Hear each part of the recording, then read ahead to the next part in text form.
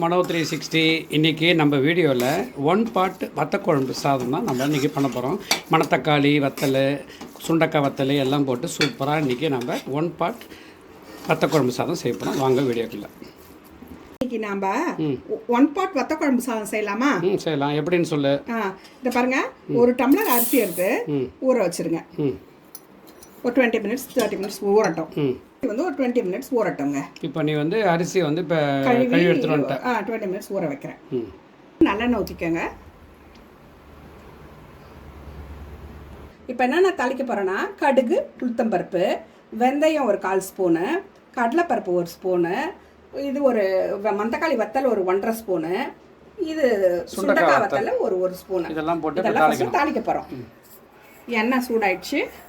இப்போ கடுகு, உளுத்தம்பருப்பு, வெந்தயம், கடலைப்பருப்பு பொரியட்டும். சுண்டக்காய் வத்தலையும் மந்தக்காளி வத்தலையும் போட்டுடலாம். ரெண்டுத்தையும் போட்டுடலாம்.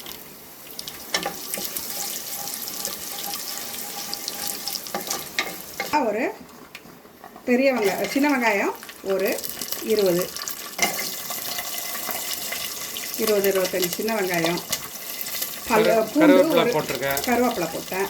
அப்புறம் ஒரு பூண்டு ஒரு ஃபுல் பூண்டு அப்படி போட்டிருக்கேன். ஏன்னா ஒரு 15-20 இருக்குமா? 15 இருக்கும். ஒரு முழு பூண்டு அப்படி போட்டு. இப்போ இந்த வெங்காயம் வதங்கும் போதே கொஞ்சம் உப்பு போட்டுக்கலாம். அந்த வெங்காயம் வதங்கிறது ஒரு டேபிள் ஸ்பூன் மிளகாடி போட்டுக்கலாம். சாம்பார் மிளகாத்தூள், நம்ம வீட்டில் குழம்பு மிளகாத்தூள், சாம்பார் மிளகாத்தூள் இருக்கும் இல்லையா, அதை போட்டுக்கோங்க வீட்டில் இருக்கிறது. அப்படி இல்லைன்னா ரெட் சில்லி 1 ஸ்பூனும், தனியா 2 ஸ்பூனும் போட்டுக்கோங்க. டம்ளர் தண்ணி ஊற்றிக்கலாம். இந்த டம்ளரில் தான் அரிசி இது பண்ணேன். அதே டம்ளரில் தண்ணி 1 டம்ளர் ஊற்றிட்டேன். புளி தண்ணி 1 டம்ளர் ஊற்ற போகிறோம். 1 டம்ளர் வெறும் தண்ணி ஊற்றணும், பிளெயின் வாட்டரு. இப்போ வந்து புளி தண்ணி 1 டம்ளர் ஊற்றிக்கலாம்.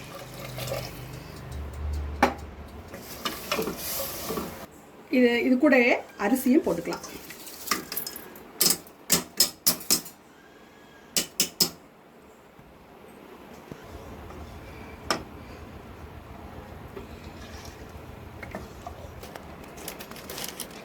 இப்போ ஒரு 1/2 ஸ்பூன் வெல்லம், ஜாகரி பவுடர் போடுறேன். ஸ்பூன் போடுறேன். ஃபஸ்ட்டு ஒரு ஸ்பூன் போட்டேன். இப்போ ஒரு ஸ்பூன் போட்டுட்டேன். உப்பு தானே? ஆமாம். ஃபஸ்ட்டு வெங்காயம் வதக்கும் போது கொஞ்சம் போட்டேன். இப்போ கொஞ்சம்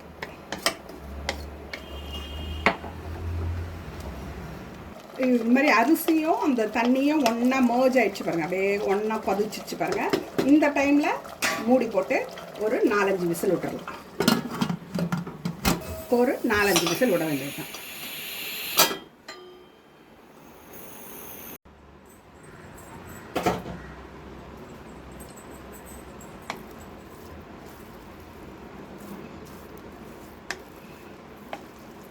இன்னும் உணர்ந்த உடனே இது மாதிரி நல்லா கொஞ்சம் இது கலந்து விட்டுக்குங்க. கலந்துட்டு 1 டம்ளர் சுடுதண்ணி ஊற்றணும். இதுக்கு விட்டு நல்லா குழச்சிக்கோங்க. நல்லா ஆன்லேயே வச்சுக்கோங்க. இப்போ நல்லா இது பண்ணிக்கோங்க.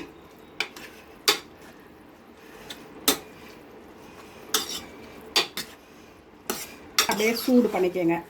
நல்லா குழைவாக்கிக்கோங்க. நல்லா இந்த வெங்காயம், பூண்டு எல்லாத்தையும் நல்லா அப்படி போட்டு நல்லா மசிச்சுக்கோங்க.